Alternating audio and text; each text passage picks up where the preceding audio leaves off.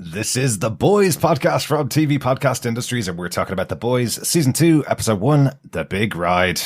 80 Med Hannibal, 30 dozen Lee Marvin, Beatles, Brian Epstein. We don't need Butcher. Okay, who's gonna be our captain? You?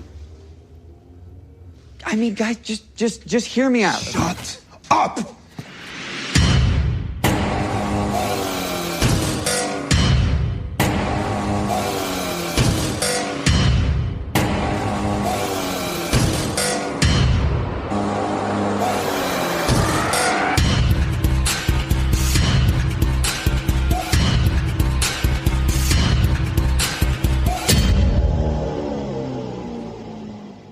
Welcome back, boys and girls. We're talking about The Boys, Season 2 on TV Podcast Industries. I'm one of your hosts, Derek. Hello there, fellow boys and girls. Yeah, welcome back to Season 2 of The Boys. Remember, sanitize like mother's milk, no brands preferred. I am one of your other hosts, John. And rounding out this Cockney trio of Aussie loving, swearing, everything else in between, I'm Chris. Yes, we're back, the most wanted podcasters in all of the world. Don't worry, Daddy's home. I really wanted to use the actual quote from Billy Butcher, but I absolutely could not get away from the Apple algorithms if I used the words he used there, else we'd be totally thrown off their network. Great to have Billy Butcher and his cursing, sweary ways back at the end of this episode. Well, we will just have to do it in code, that's all. There you go. We might just have to do that, yes. Banker. The Corinthians and the Freemans.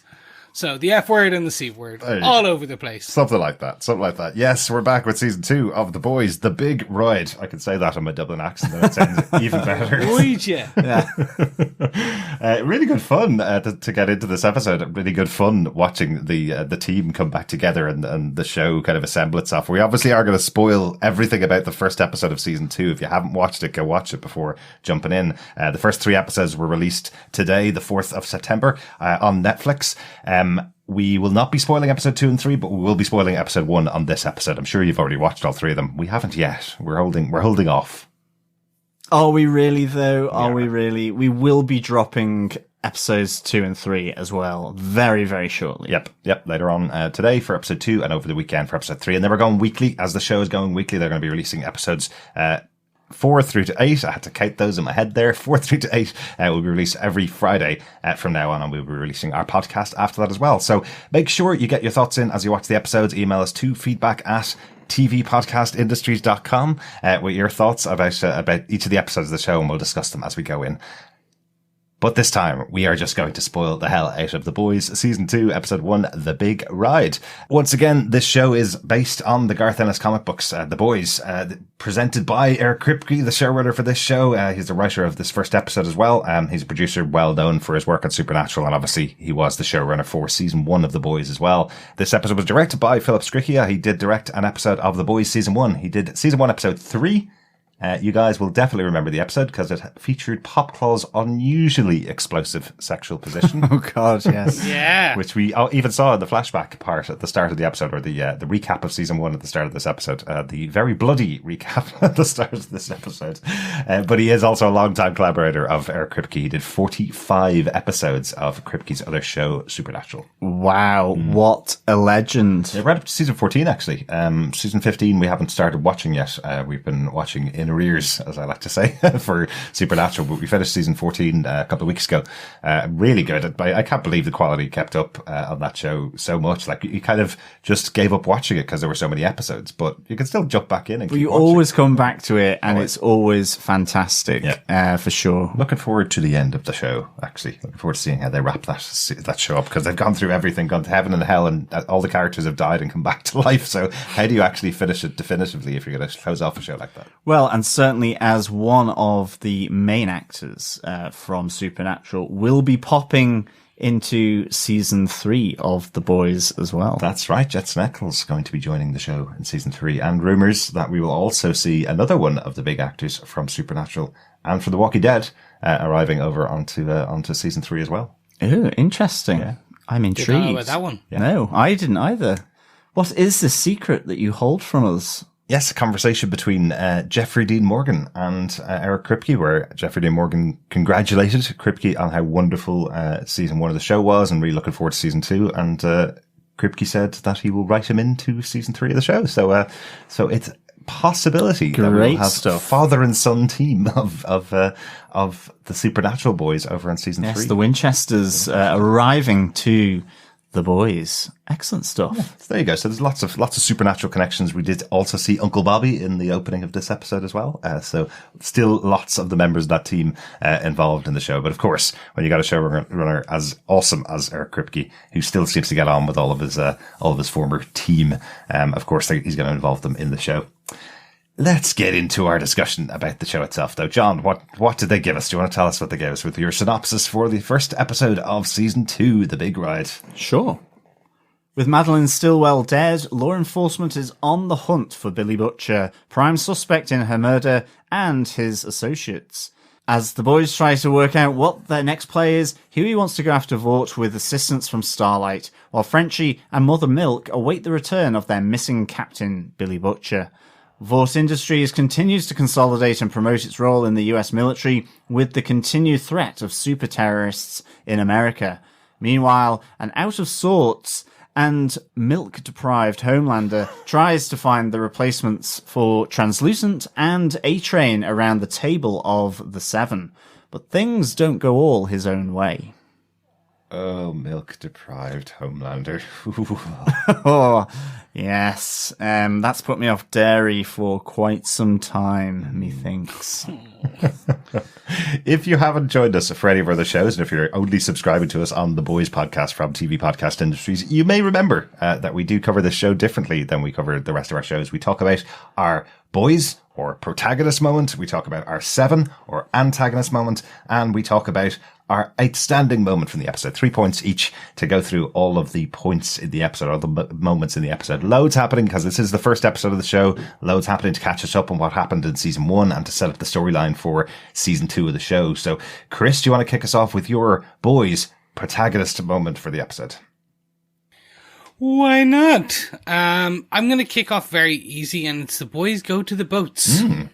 So overarching all my points linked together very much being how the boys are setting up, and how the show, is setting up, the super terrorists, excuse me, super villains. Mm-hmm. Yes. That tests much better with people. And the boys, slash Seven. Yeah. So it's good. This is obviously going to be the overarching kind of thread through this, which I loved in the comic books. The comic books, this is a kind of core tenant kind of storyline that kind of came through in the later half of the comic books. So to see this come to life is amazing. Mm-hmm. But to my boys moment, they really are setting it so the boys have been locked away. They've been trying to figure out what to do next. And we get this. They've been working with the Haitian mob, the Haitian gang, and they believed that the Haitian gang was just running weapons. Yeah. Frenchie was helping them bring in,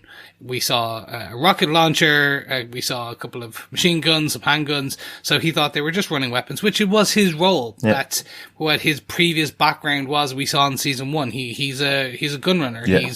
He's a man who gets you the arsenal. They're definitely running drugs as well, though, aren't they? You see them sticking something inside of A-Train's shoes, the version of Nike Jordans, I guess, in this universe. You see them sticking stuff into the shoes to ship out some drugs as well, don't they? Yes. Yeah. So they're doing drugs, but Frenchie says in this he was only helping them run weapons. Right. Like I was getting the weapons in and out for them. Yeah. And then we actually see there's one of the Haitian member comes in. We get a fantastic back and forth in French where no one understands what's happening. And they don't tell us. I'm presuming when it comes out in Amazon Prime, because they're usually pretty good at doing their work on it. This will be subtitled, so people may know what's actually happening in this scene. But hopefully, for those of us who kind of viewed it quite slightly earlier than its release, we had no idea. So I was going by my passing parlez-vous français, understanding, and I was just in there going, nope, don't know. I like they look very animated. It's good. Like, it does make the scene funny when you have Hughie at the end of like 3 or 4 minutes of French going, what the hell did that guy just say? Exactly. That seems quite scary. So maybe they'll keep it that way for the show. Maybe it'll have the wonderful thing on subtitles where it goes in French and that's all you see on screen. But we'll see next week, I guess. Yeah. But the guy comes in, he's bloody and battered. They want to take him to the hospital. He doesn't. So they end up going, and we find that there has been a wreckage. A boat has been tossed from the sea onto the ground. They look at the CCTV and we see that they've been running people.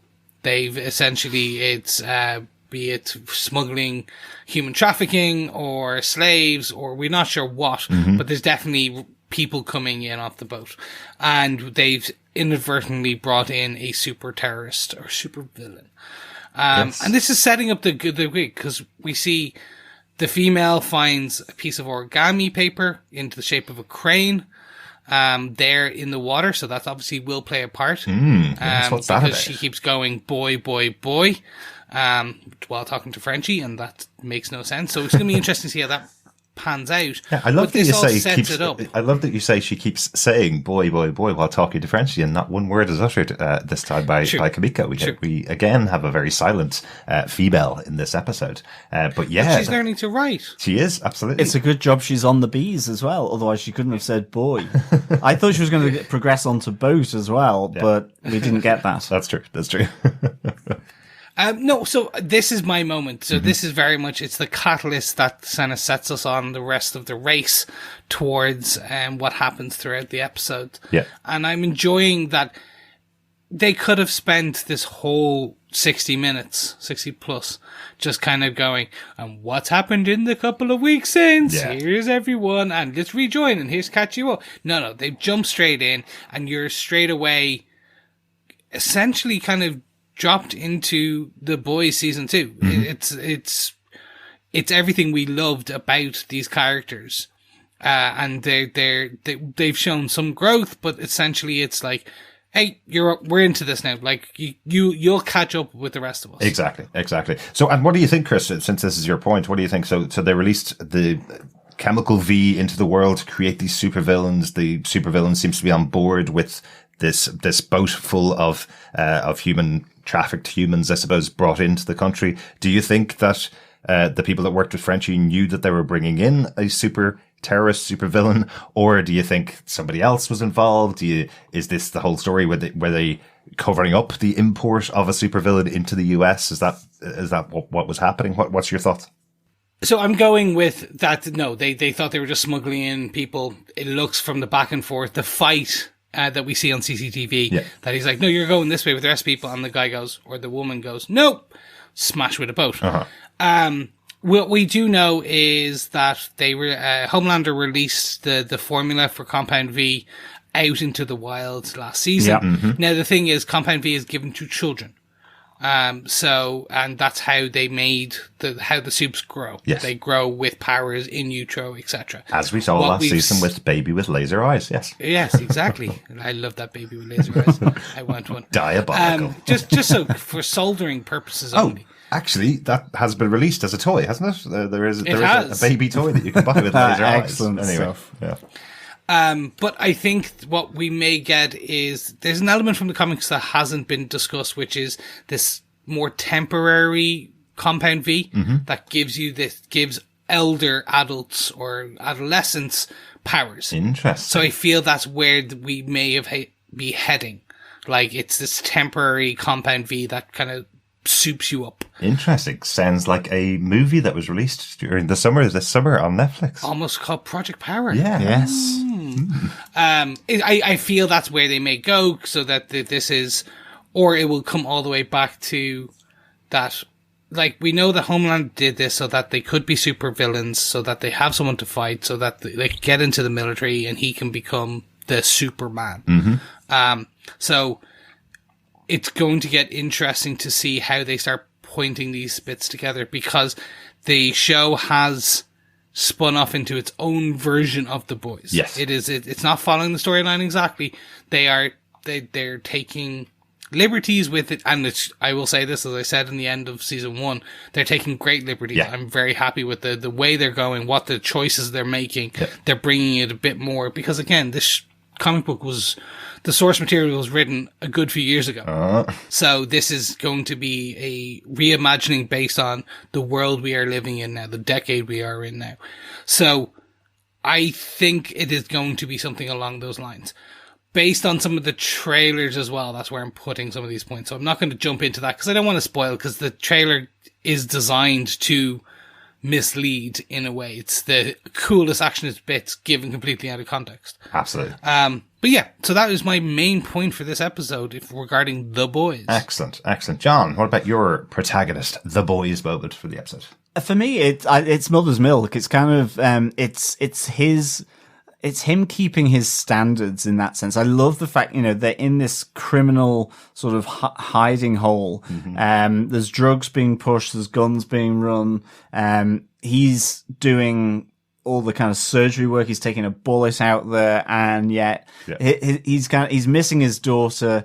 So whilst all of this crazy stuff is going on around him, and they're effectively hiding for their lives, they're wanted associates of Billy Butcher, that he is doing his Vermont country dollhouse. You see him with his set square, sort of making sure that everything's perfectly aligned. Hilarious. And that if anyone destroys this dollhouse, he is absolutely gonna take her back to them. And he's clearly missing his daughter. I can only assume he is doing this somehow to get it to his daughter, rather than he has some kind of arts and craft fetish or OCD, so Maybe that he just likes he dollhouses. just has to build Vermont country dollhouses. I just thought this was just a nice weird thing in the middle of this kind of cellar where they're hiding, even just to the fact that you see Hughie sniffing his shirts, sort of washing from the sink, all this kind of stuff. Like they're grubby, and that, I think this comes to the other point where, Mother's Milk asks Hughie to get the Purell with aloe, so that it's still soft on his hands. Yeah. I mean,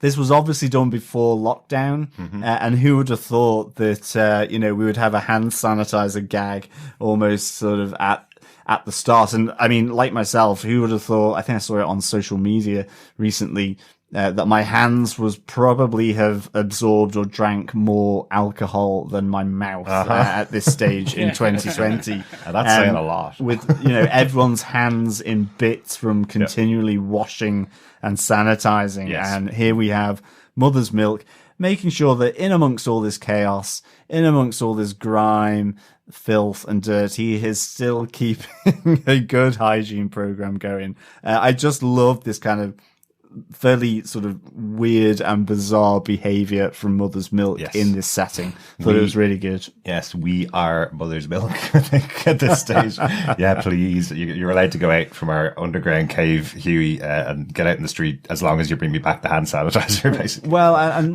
I haven't started making Vermont country dollhouses just yet, and I can't imagine that I would, but yes, that set square though, oh my goodness.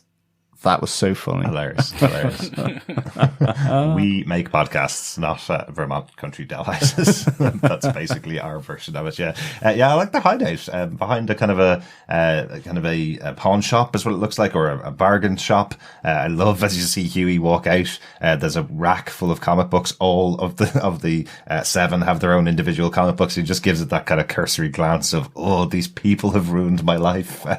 Also, as you say, these guys are on the run. It says on the TV. You have the list of each member of the team, and the fact that they're being chased down by the FBI, and you just see Frenchie, the unknown name on him. You see Frenchie kind of looking away, going, "They still don't know my name. Everybody else is infamous, but I'm just that guy." He looks kind of. I think he looks a bit disturbed. They don't know his name. Probably a good thing. Probably makes it easier not to catch him, though, right? Yeah. So I was just curious. So there was comic books, and I rewound it. Yep. So I was just like, okay, which of you have read, or how far have you guys read into the actual source material? A fair bit, yeah, probably. Okay, have you come across the comic book store? No. Okay. So there, in the source material, there is a comic book store. Okay. So I'm curious if this is an analogy for that. their version, or is it I still want us to go to a comic book store, and I'm hoping they do the comic book store storyline. Okay. Because it's quite funny. Okay. So I'm just kind of like, oh no. I saw that and I was like, oh, I'm hoping. But we'll see. Excellent. That your point, your boys' point? It is. It certainly is. Cool. Mother's Milk. Cool. Well, I'm going to officially bring in one of the other members of the Seven into the boys, because but this is a boys' moment. Oh my goodness. Yeah, we talked about it throughout season one as to whether we could consider Starlight a member of the boys or a member of the Seven as such. She is obviously got the title now. She is now Citizen Starlight, member of the Seven, and very, very outspoken in her support of Homelander, as we see in the episode. But really, my big point is Hughie and Starlight are in an undercover relationship for this episode, where they're still together, sort of, but she's kind of being connected with other people. Definitely, there's a vibe there that she's possibly connected with Homelander. I thought, anyway, when she's on the screen, he reaches out for her hand. She shows how supportive she is of him. It feels like that would be kind of an E-channel thing where you'd have underline, oh, maybe they've started a relationship kind of thing, is what it feels like. But we also hear she's been connected with another very famous actor, Alden Ehrenreich, who played Solo in Han Solo movie. He's a very, very famous actor, but I do wonder if they're friends. They're all around the same age group, the actors anyway. I wonder, is this a little gag at Alden Ehrenreich, or will we see a guest appearance from him later on in the series, potentially? We see that would be cool. We see Starlight being very complimentary about his acting and very complimentary about how nice a guy he is and how little he lies to her. So, which is something that she definitely wants from a boyfriend after the time she spent with Hughie, who lied to her every day, as she says. But I like this. I love the idea. As you guys all know, I'm a big fan of espionage stuff and spies and thriller stuff. That's my big comic book series with Agents of S.H.I.E.L.D. That's my stuff. So having the idea of having undercover Starlight among the group, will she be found out? There's loads of little spy tricks that you hear from Hughie. She has to make sure that she breaks her SIM card anytime she goes near him. They have to use burner phones to keep in contact with each other. They have to meet in public locations and cover each other, cover their heads, cover their identities when they're together. So that feels like a little espionage story going on in the boys, and that just got me going for this season. I like the idea because I love how that puts her on the outs. That means that you got a character like Starlight who's supposed to be the really innocent one, but actually in the background she's going behind someone like Homelander, who's well known for doing very bad things to people that go against him. So yeah, that's what I was thinking. Just how much that kind of puts her in peril. And certainly given she is hamming it up then massively in front of the TV cameras. I was even wondering that because she was helped Hughie and Frenchie and Mother's Milk to escape at the end of season one. Yeah. I just wondered, does Homelander even know about that? Have they kind of patched things up? Is there some, obviously coming at it however long since that happened, or is he suspicious of her still in some way? So yeah, this puts Starlight in a really nice kind of position for the coming season. Exactly. Yeah. So I'm interested to see I know you use the term relationship. I think they're just friends or colleagues now. That's the way that they're working.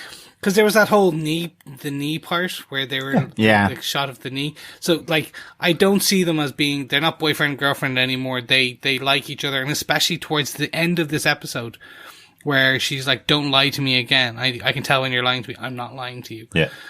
We know that. So I think the journey for their, yes, okay, fine, relationship is that is to get them back together by the end of this season. Yeah, absolutely. Because I think they're not actively together right now. They're meant to be together. Yeah, they're meant to be together, but they can't be together because he's a wanted terrorist, and she's and bridges were burned in season one, and of course in this first episode he also doesn't tell her the truth again. So he is burning his bridge in the future if she ever finds out. So but she knows. She definitely knows I think she's got a good idea. She says, I know you're lying. Yeah. I also have to say I do love when that she doesn't know where they are. He hasn't shared that information with her. He hasn't shared it with Starlight where their base is. Even though he trusts her, he has to make sure that she doesn't find out in case anything happens, you know. So she asks where he's staying. He's like, "Oh, Club Med, the parties are amazing." Good fun, really good fun. But that's my big moment for the boys' side of things. Hughie and Starlight working together, kind of behind the backs of everybody on the boys as well. You know, Frenchie and Mother Milk know nothing about this either. So and Kamiko's not involved in these discussions at all. So yeah, it's only sort of towards the end that Mother's Milk, they all then realize that he has already been in contact with her, and it's kind of like, I think that's around the time where if anything happens to Mother's Milk's Vermont dollhouse, then, and it's because of this, he's gonna kill Hughie. everybody. Yeah. Absolutely. Let's go on to our antagonist moment, the other side of the house. What's going on with the Seven? Chris, do you want to give us your big antagonist moment for the episode? Yes. So for me, this is very much Black Noir and the Arabian terrorist, who is Naqib. Yes. Yeah, no, I really enjoyed this. Naqib is just captain, so it's like the Arabian captain, the Islamic State captain type of thing. It's good. This feels ripped from the comic books. It's that kind of piece. There's obviously this is ripped from the comic books, but it's fun to see how they portrayed this, because what we do get is Black Noir he was around in season 1. He certainly was. He was in every episode of season 1 and never said a line. Which was always great fun. He also had his face covered the whole time. There was an actor in the mask the whole time. He was the same actor throughout the season of season 1. But he never got a line or anything to do, really, throughout the first season.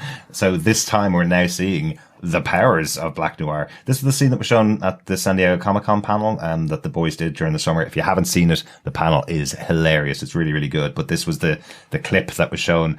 I still feel it, or at least it feels more violent in the one that's on Amazon Prime. But I think it's exactly the same scene that we saw before, but I think it is massively violent though, isn't it, Chris? Yeah, it is. And it's the same actor and character from season 1, where he's given the compound V by Homelander, and then he kills at the end of the end of season 1, I believe.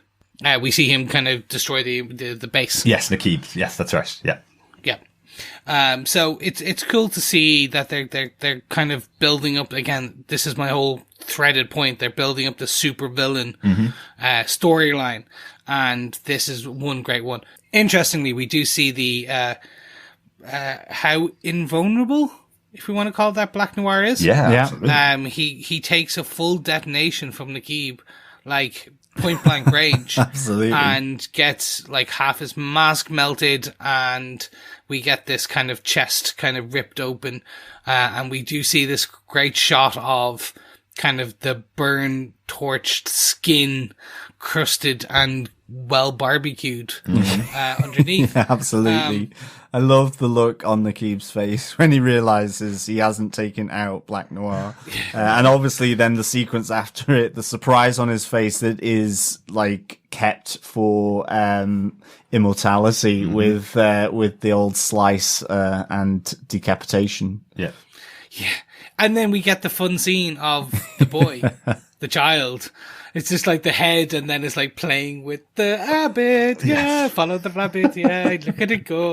Hilarious. Absolutely hilarious. Yeah. This is effectively, I'm guessing that Black Noir here anyway is their version of Deadpool, right? It's, he runs around with the knives. The bomb that explodes that takes away part of his face, but it doesn't kill him. He seems completely invulnerable and seems to have that kind of, mercenary for hire almost kind of look about him. But at least that's what I thought when I watched this episode of the TV show. Okay. Yeah, it could be. I get the feeling. So again, I've got the burden of knowledge of the comic books. Yep. So there's elements here that will, if they follow the comic book storyline, it all plays back. I don't want to ruin that. Of course not. Again. No. So like, I've been saying this for like a whole season already. Going, I know stuff. Can't tell you what. Read the comic books. I think what I can say is there's a childlike, if they do follow the comic books, there's a childlike innocence to Black Noir. And that's where the rabbit bit comes from. He is childlike and he likes to play and things like that. Yes, very good. Very But good. it's good to see how it kind of runs together and what they've done to this whole scene. Yeah. Like they show the ferocity, the speed, the destruction that is Black Noir. Yeah. And also give you that comedic element. So it's very much The Boys. I loved how they sliced in the meeting at Vought with the military and sliced in again the kind of the secretary handing around all the all the lunch packages to the people. So it was kind of like, you know, serious military conversation. Black Noir kind of slicing and dicing to get to Nakib, and then some guy going, so whose is the quinoa salad wrap? It was just like, I love that kind of take in The Boys. It's just the absurd with the ultra violent absurd with sort of just the damn right kind of officious, I suppose. It's just really nicely sort of cut between the three. I'm definitely going to have to check this out. That guy that was serving the sandwiches or the lunch order to everybody in the offices, I think that's the guy from season 1, the kind of PR representative that tried to convince Hughie to take the offer from Vought Industries. Oh, I think he's just, that would be fun. If I think he's been busted down to doing the lunch order for everybody. I recognize the face, and I'm almost certain I was rewatching season 1 there a couple of months ago.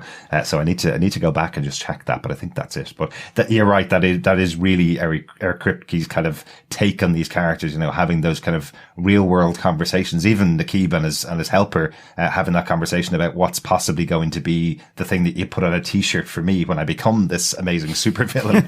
They kind of toss around a few catchphrases that could work on a T-shirt, which I just think is really funny. But great job, Kripke. It gets better though, because I like the casualty discussion. Mm-hmm. So what's the casualty number that we're expecting here? Well, of course, we're always going to say 0. Yeah. But between you and I, we're looking at 30 to 40%. And you're like, what? No. Friendly fire casualty. Cone of silence. But the trouble is, you know those discussions happen. And you're like, oh, that's why I like Eric Kripke, and I especially like The Boys, because it has that way of blending that kind of, that humor, that violence, but also that, I hate to call it social commentary. Because of kind of what it is. It's that, the corporate discussion where it's like, yeah, on paper, we're going to say 0. But in truth, it's going to be 30 or 40%, but we're prepared to take that chance. Exactly. It's in line with other cities. Because you hear like that, the other cities have the same number. Exactly. But on the paper, it's 0.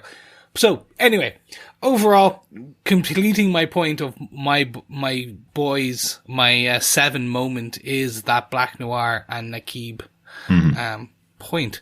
But, John, what was your 7 moment? Yeah, my 7 moment is the despair of the deep. Yeah, he is spiraling down there in Sandusky, Ohio, and, after one too many cocktails, he's been left out of Translucent's funeral, which in itself is hilarious with the empty coffin and Starlight's moving song of remembrance. I think it's called Never Truly Vanish.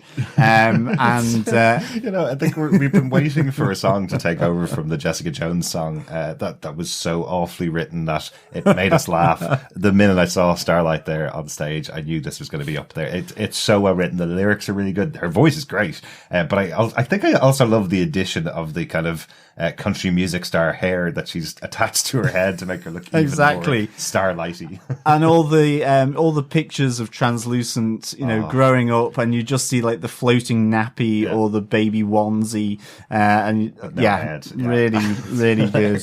How do you know when you've lost your baby if they're invisible, translucent? Exactly. But. Yeah, the despair of the deep. One too many cocktails. He has this breakdown at the water park because he's, sidelined, and just sort of giving out to all the kids, saying, water's not fun, kids. It's dangerous. It's important. Have you ever swum the Mariana Trench? All this kind of stuff. With the cops, they're waiting to effectively pick him up and chuck him into jail. So dark, so lonely, so very lonely. Exactly. And the poor Deep, even in prison, as he's sort of bailed out there by this new character, Eagle the Archer. You know, he's sat in chewing gum in the jail. It's got it on his ass. And, you know, he's kind of trying to remember this guy who remembers him. But ultimately, this Eagle the Archer is possibly his road to salvation, as he goes to this therapy session. Not a therapist. Therapists break your mind, But John. yes, she is not a therapist. Is it Carol, the therapist? Or no, seems to be the sort of, I suppose I was going to say a cult leader, but she is a leader of the Church of the Collective. So the Deep's road to coming back into the Seven is through this collective destinations, as they call themselves. Basically Scientology. Yeah. And okay, so we're all aligned on that. it is basically Scientology. The Church of the Collective Destinations is the full name. Yeah, I love this whole thing where it's like, I don't need to be here. Why am I here? I'm, you know, I'm going. You've got this whole thing from Eagle the Archer, which I love. It's kind of a nice little skit on Hawkeye where he talks about some hostage situation where he just goes, there's only so many arrows a quiver can hold. And, and you think, arrows versus like an AR-15 or something, you know, and technology. And it's just like, you know, his despair has come from the fact that he's a souped up Robin Hood, and there's only so much he can do with bow and arrow. I really like that little skit. But ultimately, well, what is the Carol says to him? What is the Carol's convinced him that it's not useless, it's classic. Yeah, exactly. And right. there is this way then for the Deep. This is the way Carol nets him, is that he can get back into the Seven here. And it's kind of interesting because, yes, it is this collective destinations, which is this Church of the Collective. And so I'm kind of wondering how they want to insert themselves into the Seven potentially here. And maybe infiltrate's not the right word, but that influence that they can get from being on the Seven. Absolutely. As they see it. So I like this. I like, you know, the Deep has gone through a lot, and just keeping that going is classic. Loved it. Yeah, really, really good. Loved the interaction between these characters. And I kind of also like that they've misdiagnosed the Deep. They've said that his problem is the drinking. It's not the drinking. It's the drinking is the problem. That they do also mention his self-loathing, and that's what causes him to do the things he did. Like, he's an awful character in season 1. He's totally taking advantage of his status as being a member of the Seven. That's absolutely what we saw in season 1. When you watch back on season 1, you probably realize that it probably didn't get him very far. He just thought he could use the influence that he had, but now he's lost everything completely for season 2. He's totally at rock bottom, which is where they find him here. But yeah, you're right. A really interesting idea, having the Scientologists of this universe trying to work their way into Vought somehow through the Deep. So that'll be really good fun storyline for the season. It will be. Yeah. Hopefully. Yeah, it will. It will be really interesting to see how it all sort of ties together. And certainly since at the moment, maybe we've not got Ezekiel back in here yet. So, there was that thread anyway from season 1. And now that's right, it's taking a little more, alien comes to earth vibe, to it, and not so much of the evangelical Christianity vibe to it. So yeah. That's right. Ezekiel was the guy that was leading the whole Christianity, evangelical Christianity movement, but by the end of the season, we saw that he was completely opposite to what he was preaching. I'm still slightly suspicious as well as to whether the Deep will fully get brought into the fold of this. It seems as though, you know, he just wants to get back into the Seven. He wants that status back again that he had previously, rather than sort of slumming it still in Sandusky in Ohio. So, I'm sure we mentioned it last season. Sandusky, Ohio is a landlocked state, right? A landlocked area of the US. So he's not even allowed to be near the ocean. So he has to go to water parks to open them up for the kids. So this is the worst possible place you could put the Deep. Love seeing the character back. The actor does such a good performance. Yeah, really good. Derek, what is your 7 moment? All right, if you guys weren't going to tackle it, I'll take it. Homelander loves mother's milk, not our mother's milk, though. Oh, wow. Yeah, Homelander's just, you need to start up the season making sure we're all aligned on the type of character that Homelander is, and they do it very quickly here with this scene where he's going into Madelein Stillwell's office to check out her former belongings, and comes across a one bottle of baby milk, breast milk, I guess, that she had left behind in her freezer. Yeah, look, I think a tiny bit of this clip, again, I think was in trailers before, but it's even more stomach churning on screen. But it's not the only thing about Homelander that's stomach churning. He kind of had Stillwell's ear in season 1. We had those moments where he was trying to convince her to do things, but this time he's actually brought back someone that he feels he can control even more. Ashley's come back, Kobe Minifie, who was in season 1 and fired, I think, by episode 7 or episode 6. I think she was fired by Madeleine for going against Ashley. Yeah. But he brings her back to basically force her to do everything that he wants her to do. We see it in many scenes throughout the episode. Some of the funny ones, like the test audience for his upcoming movie, where he's testing them with the whether it's supervillain or should it be super terrorist, and he effectively goes, it's going to be super villain. Don't know why you're asking these people. And then they ask about whether it should be Homelander saves the world or Homelander saves America. Test audience go, save the world, that sounds much more powerful. And he says, no, it is definitely going to be saves America, because we want to be in the army, and it's only going to be Americans that'll put us in their army. So he's in complete control. And then the other devastatingly brutal scene from Homelander from the episode, I think, is where I'm going to end this point. When he meets the brand new recruit for the 7 that Ashley's arranged, Blind Spot, the visually impaired superhero, because it tests well with millennials who are all into inclusion. She says she is also a diabolical character. Of course, she works for Vought, but she's a diabolical PR agent. Just a bit. But yes, No, she's just a PR agent. She is once you're in PR, you lose all sense of morale. Speaking of someone who worked in PR for years. There you go. But yeah, we have this great introduction to this, effectively the Daredevil character, right? That's kind of where they're pitching him. He has the great moment where he's fighting all the way around the gym, showing off his talents, and Homelander comes down and he's able to tell that it's Homelander when he walks into the room. He doesn't need to even hear his voice. He hears him just kind of scoff a little bit, and he immediately goes, "Oh my God, you came down to see me," and Homelander says the words that Homelander would always say, you fought through your own battles through your life. Isn't that wonderful? Yeah, you're a true inspiration. Yeah, Gosh,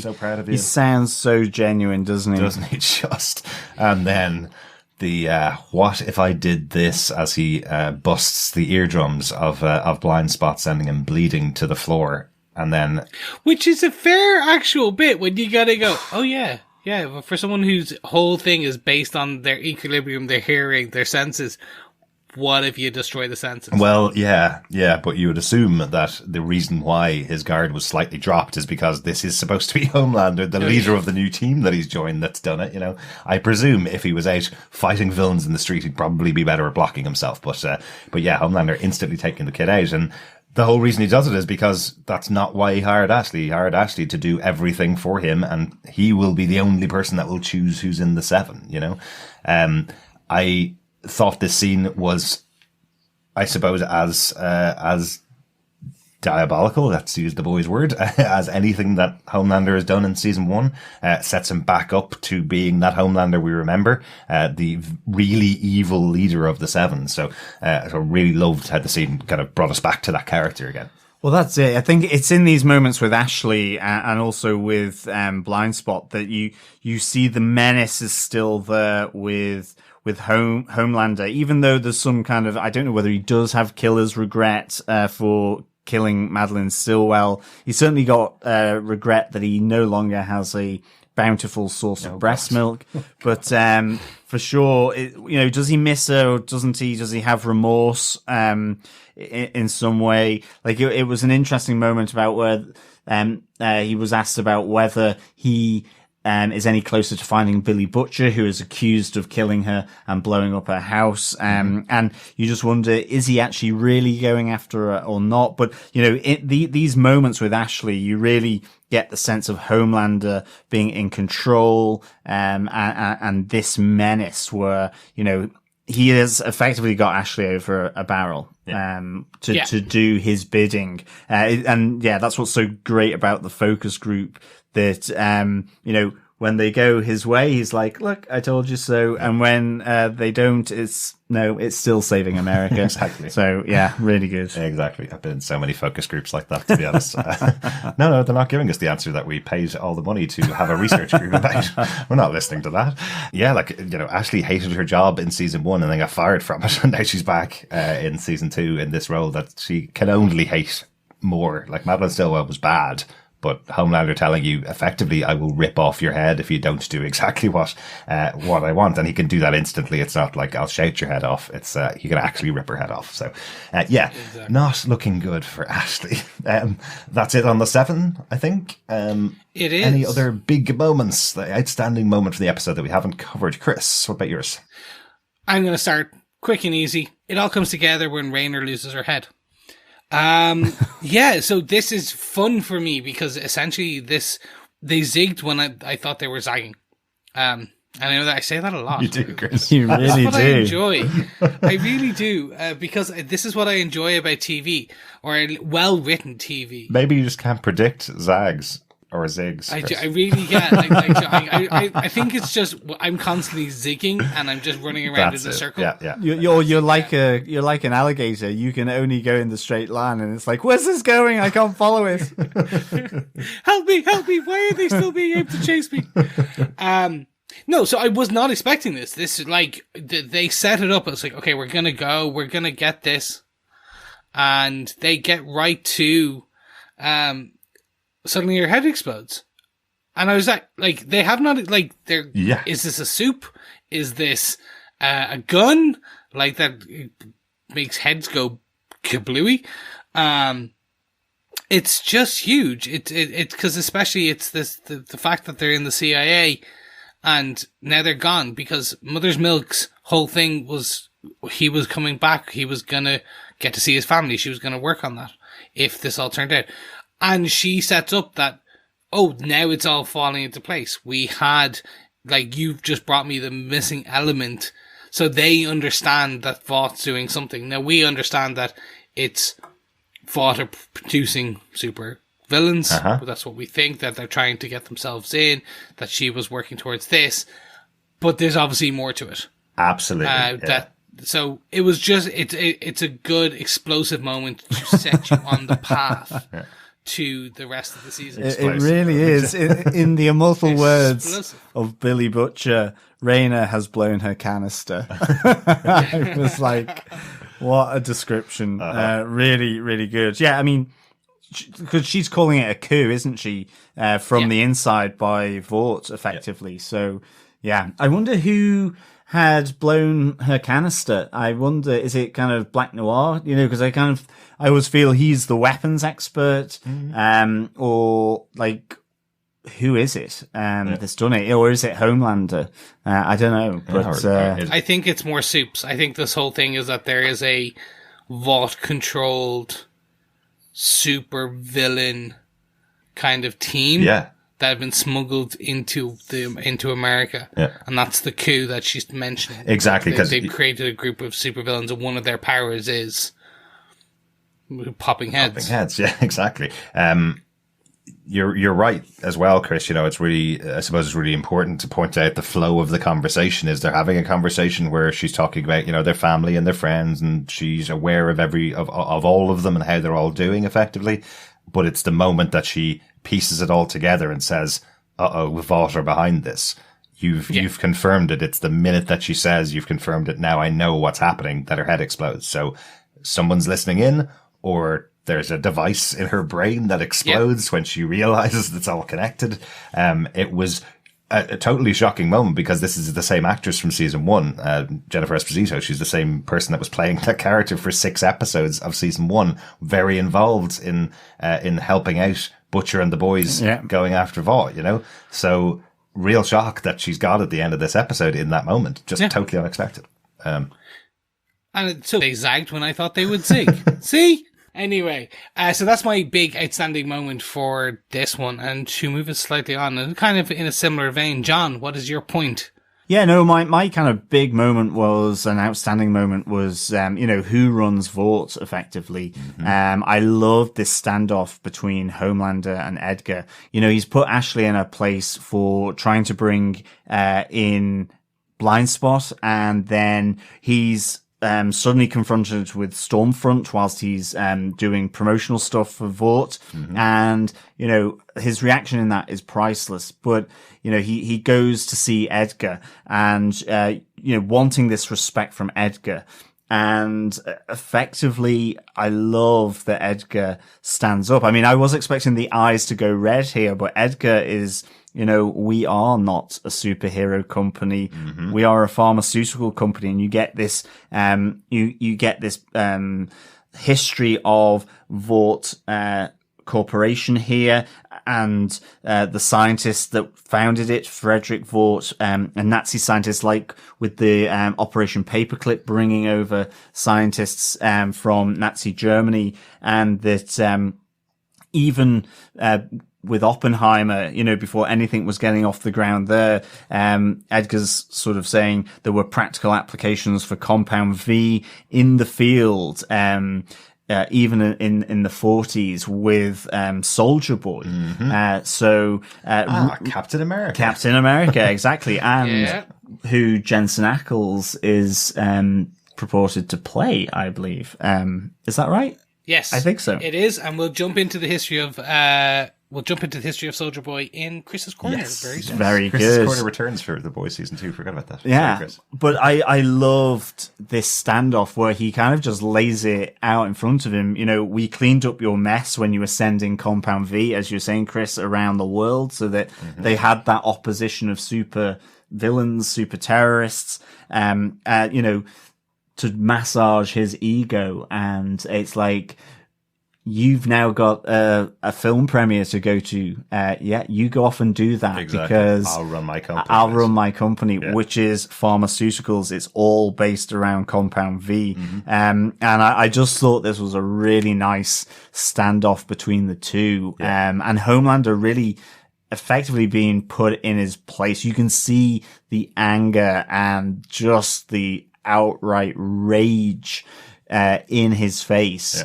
So well done. As I say, I did think Red Eye was going to happen and Edgar was going to get splattered, but of course there's only so much he can do with that. But what a great kind of confrontation. Edgar is our non-soup superhero. He's able to stand up to him in that sense. Definitely. A true hero.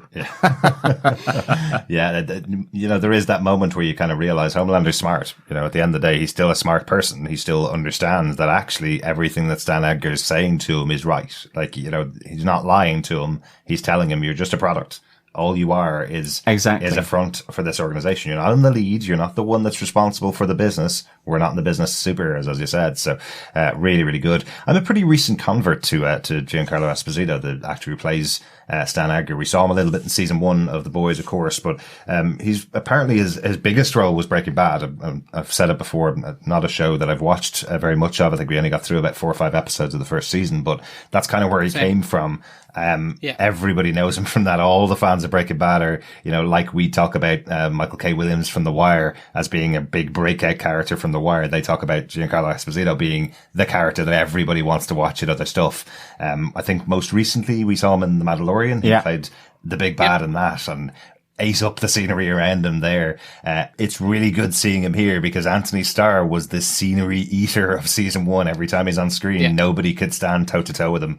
Giancarlo Esposito just steps right up there and is so good at just shutting down this conversation. Definitely. Yeah. He's the perfect actor for this role in this scene. It's just so good. And now I'm excited to see how Homelander is going to fight against him throughout the season and fight against his control throughout the season, because he's not going to like having somebody else in control after getting rid of Madeleine, So. Well, that's it. It's even, he gives the history of Vought and Homelander's kind of like, what I know this. Why? Of course, yeah. You I've know, read the autobiography 5 times. exactly. And then it's just that, you know, you're a front piece for this organization. Yeah. You're not our main concern. It's Compound V. Yeah. And just completely pulls the rug from under his feet. Really like this scene. So good. Yeah. Yeah. V is going to play a big part in this. Definitely. The fact that they've given you the history of Vought, Frederick Vought, and the history of World War II, and they've name-checked Soldier Boy, and they've brought all this back up. Now this is a central element of season 2. Yeah. I'm very much expecting this to become one of the big kind of threads. Yeah, absolutely. Absolutely. Also, I will say very quickly, Giancarlo Esposito is the lead villain in Far Cry 6, the upcoming video game by Ubisoft. That's right. Yeah, so that's coming Excellent. in 2021, and he's going to be the scene eating there. I'm sure he will. Cool stuff. Yeah. He'll be getting full on all Yes. this scenery that he's been eating. Should be full. I'm going to close out the outstanding moments for the episode with my one, because we haven't mentioned him at all. We haven't. Gecko, the S&M whore. Yeah. This other soup that has the ability to have his limbs cut off, not feel any pain, and they grow back. So That was very cool. That scene. Yeah. absolutely. Love So that. yeah, effectively he's taking money from people to chop off his limbs in hotel rooms. Fetish for hire. Yeah, definitely. You know, I love the way they set this scene where we have Starlight following him to make sure this is what he's doing and film him effectively. But you see from Starlight at the window watching this arm being hacked off, like not just chopped off. You know, the guy who's paying him to do it says to Gecko, you know, do you want me to do it in just one smooth blow, or do you want me to do it with multiple hacks? It's like, I don't care. Yeah. You do whatever you want because it doesn't hurt him, kind of thing. But you see Starlight outside watching it through her phone, and you can see she's gagging at what's going on in the room. She's disgusted about what's going on. There's also a subtle Big Lebowski reference in here, which I noticed, which is when they've finished and the arm has grown back, Gecko offers to allow the guy to cut off a more intimate part of his body, and the response from the guy is, "Let me just see if I can find a cash machine." Where's the closest ATM? Where's the closest ATM to get Yeah, this $1,000 out? Well, yeah, for an extra $1,000, you can chop off my hot dog. There you Exactly. go. Yes. This is really cool. The one bit I'm slightly still confused is where the file came from. The file that Hughie gives January, that Starlight, so basically where that has come from. Yeah. Because it's a Vought personnel file. Yeah. So I just can't remember where they got these hard files from. I'm assuming it's Butcher's kind of files that they're still using. Yeah, Maybe potentially. they'll need to explain that slightly a bit more. Yeah, I think we kind of had a little bit that in season 1 that they were able to get access to certain files. We got a little bit of, you know, Frenchie has the ability to use computers really well. Hughie's obviously really good at computers, you know. That was kind of one of the functions he was performing in season 1 was his ability to access networks and take information. So, although, actually, now that you say it, Chris, he is kind of running this whole op on his own, isn't he? He's talking to Starlight to get, this guy on their side to get Compound V. So this could be just Hughie on his own using a file that he's identified somebody low level enough in the organization, but close enough to get Compound V. So that's what we see. Starlight confronts this kid, who she used to know from her younger days on the Christian circuit. I was going to say Christian rock circuit, but she's definitely not a rock singer. Christian soup circuit. Yes, exactly. So we see that she tries to use the relationship she had with him at the time, to kind of make him do what she needs to do. And when that doesn't work, she shows him that she has the video and blackmails him effectively. So, it's an interesting one because they kind of call on the fact that this is a kid that in our world would be someone like Justin Timberlake or Britney Spears, who were on the Disney Channel when they were kids, and then they grow up and do something really bad, and that becomes their story. So what she's saying to him is, I can see the headlines now. This is going to be former teen superhero star.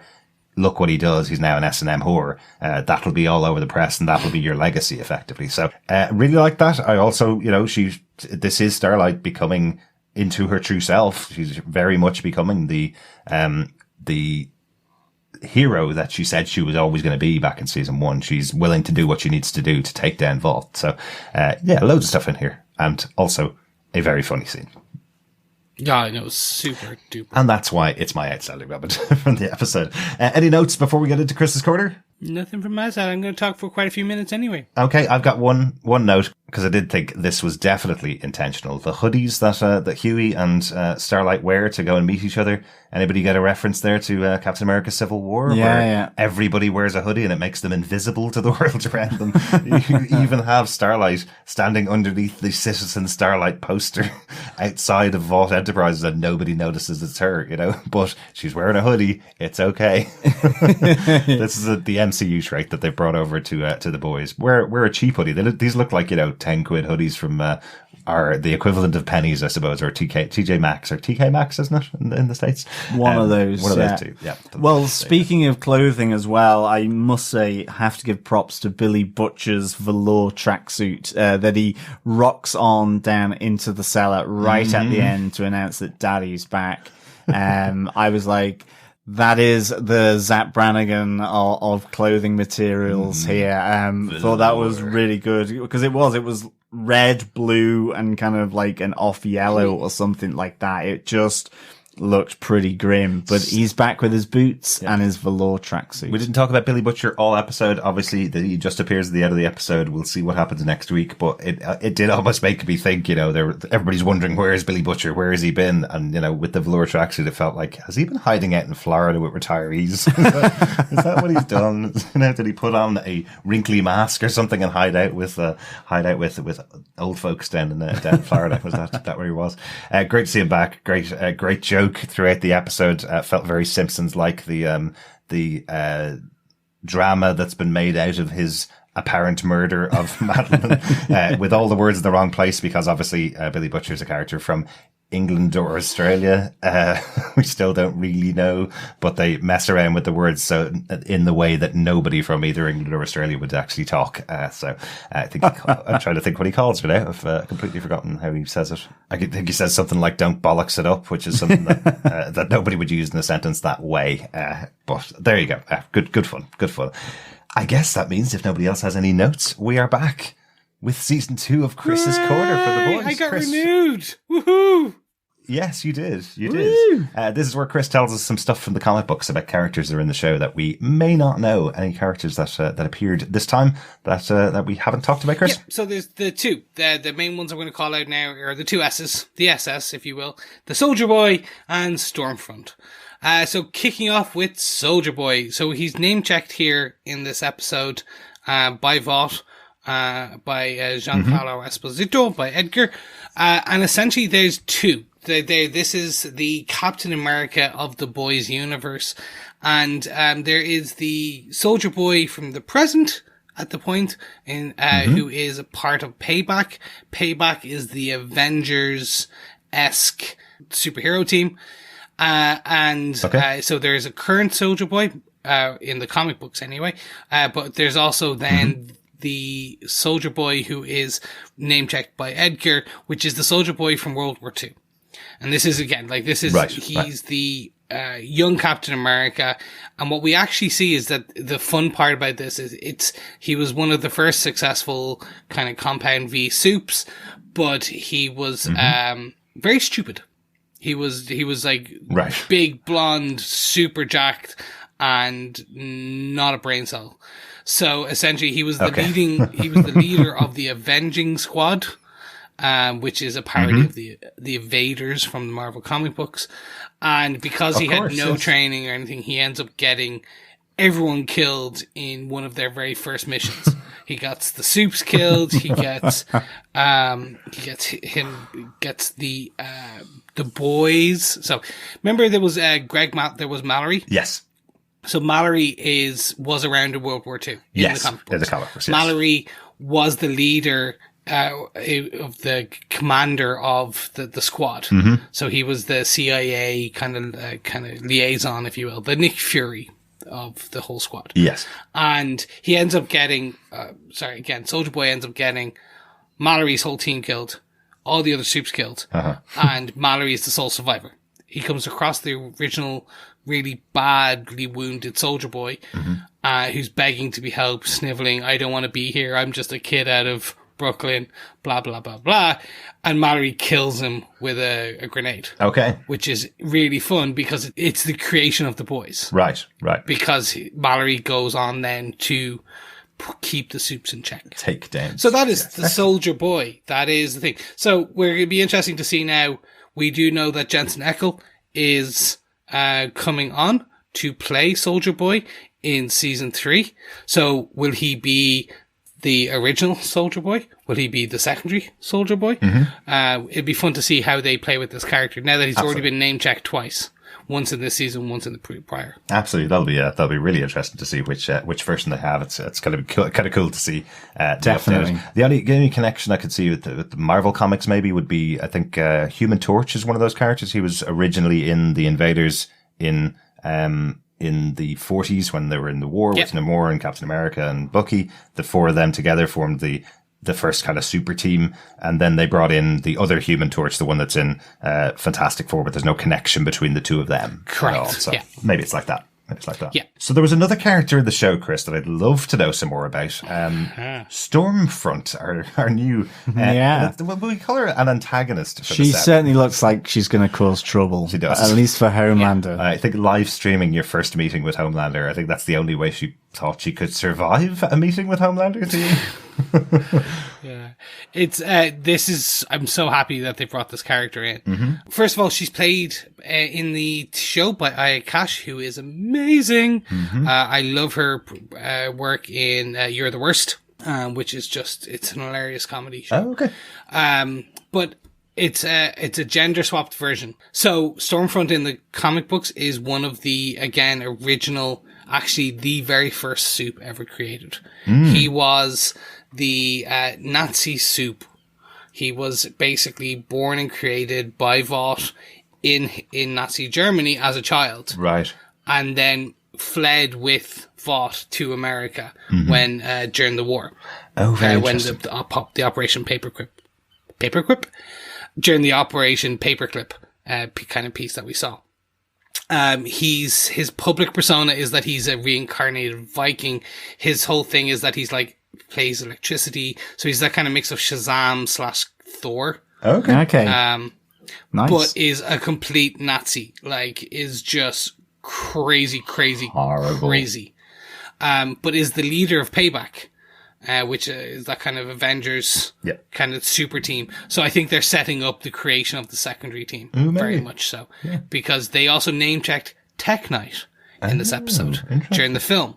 The premiere was Tech Knight's new film. Tech Knight is the Iron Man, Batman kind of character in this, and again a member of Payback. Very good. So lots of characters in the comic book that we haven't heard before. Like Stormfront obviously has the biggest impact on the show that we see here.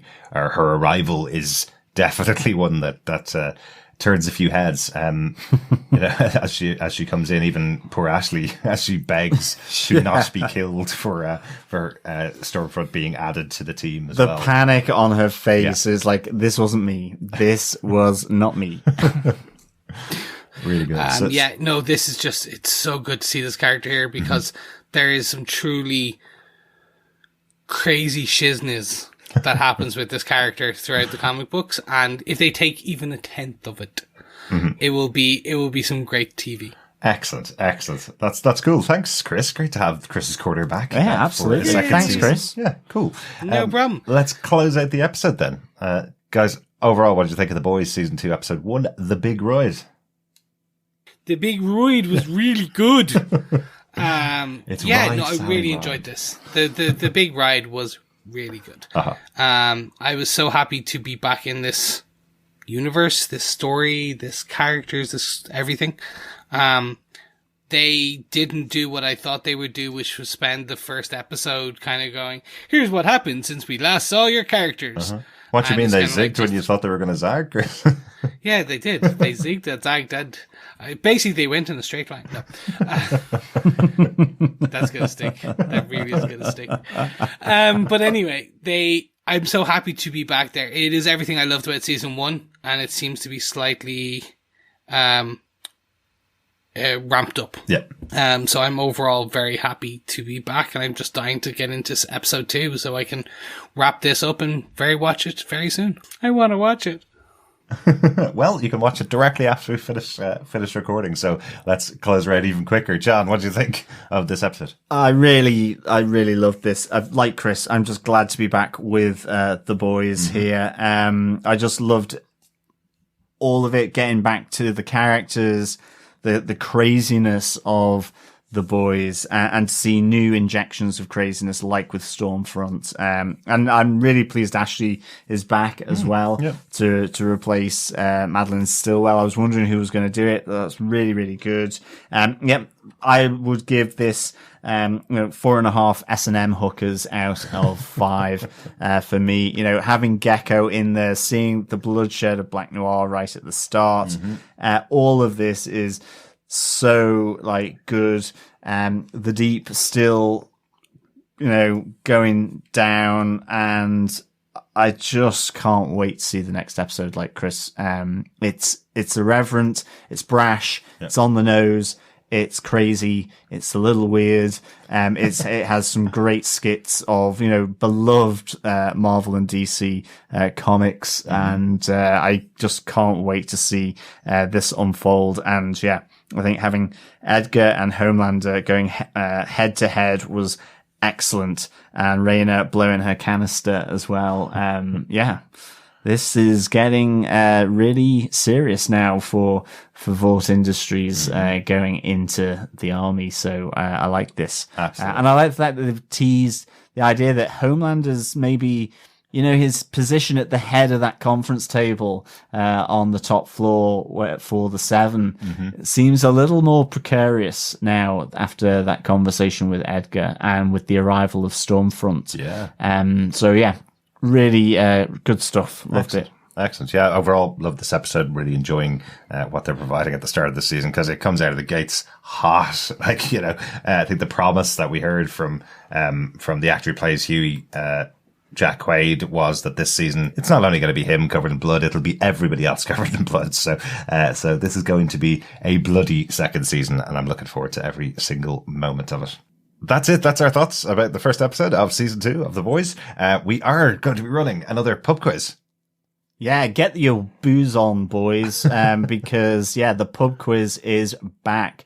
So we will give a question each episode. You can send that answer into feedback@tvpodcastindustries.com.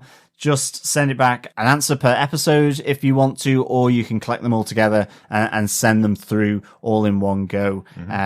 However you want to do it is fine by us. Please just make sure you say pub quiz in the subject title of the email that you send it back through. So there will be prizes as well at the end of this. We are still to determine what they are. Well, we make the commitment that in the next few episodes we'll be able to announce what goodies it is that we're giving away for the boys. There will be boys related, of course, as they always are. But unfortunately, the last time we did one for our Umbrella Academy podcast, we didn't reveal the goodies until we did the wrap up and gave them out. So yes, we will do better. We will do better. Exactly. But John, what is the question for The Boys season 2 episode 1? What cocktail is the Deep drinking as he watches Translucent's funeral from Sandusky, Ohio? Ooh, I like it. Yeah, what is he chugging back in Sandusky, Ohio? Do we get extra points if we know how many he chugged back? Yes, you can. That might be counting quite a while, judging by his reaction. Excellent stuff. Excellent stuff. Thanks so much for joining us. As we said, email us into feedback@tvpodcastindustries.com with your answers to the pub quiz question, or any thoughts you have on The Boys season 2 as we go through it. You could also go over to tvpodcastindustries.com and you can find any links to all of our places where we have the podcast. Subscribe to us there and you get every episode of all of the shows that we cover, including Lovecraft Country, which we're also covering every week. Much more horrific, but probably the same amount of blood as going on in The Boys. I would say so. Yeah. Yep. Do you think the industry that's most grown over the last couple of years has been fake blood production. Yeah, corn syrup, isn't it? Is it Yeah. corn syrup with red dye or whatever? Must be. Yeah, it must be that. Yeah. Tasty. Yes, thank you so much for joining us. Don't forget to head on to patreon.com/TV Podcast Industries, where you can support us just for $1 or anything you can. We appreciate it. It helps us keep the lights on, but it also helps us keep the podcast going. And any support means the world to us. Absolutely. Thank It you also helped us get Chris's new microphone. If you didn't hear our wrap-up podcast for Umbrella Academy, Chris got his new microphone from our wonderful patrons over the last few months. Yeah, Thank you so much, absolutely. Thank you so much to the patrons. And of course, the support from all of you as well. Really, really good. And, yeah, it's fab. Absolutely, yeah. If you can't support us on Patreon, there's loads of other ways to support us. You can share the podcast with all of your social circle. You can go on over to Apple Podcasts and leave us a review on TV Podcast Industries. Give us a 5-star review. Sure, why not? Won't take you too long, will it? No, takes just a couple click minutes. 5 and go, they're great. Exactly. Yeah, that's all it takes. Thank you so much for joining us. We'll be back with episode 2 of The Boys this weekend. Proper preparation and planning. I'm glad The three you Ps. I'm glad you said that, Chris. I'll have to for you. Thank you. Yes, it will be later today, and episode 3 will be out this weekend. Don't forget, the rest of the episodes are coming out weekly on Fridays, and we'll have them out shortly after that. Yeah, thank you so much, fellow boys and girls, for listening as always. It is a pleasure speaking with you. And remember, keep watching, keep listening, and keep drinking your milk. Oh, no. Bye. Bye. Bye.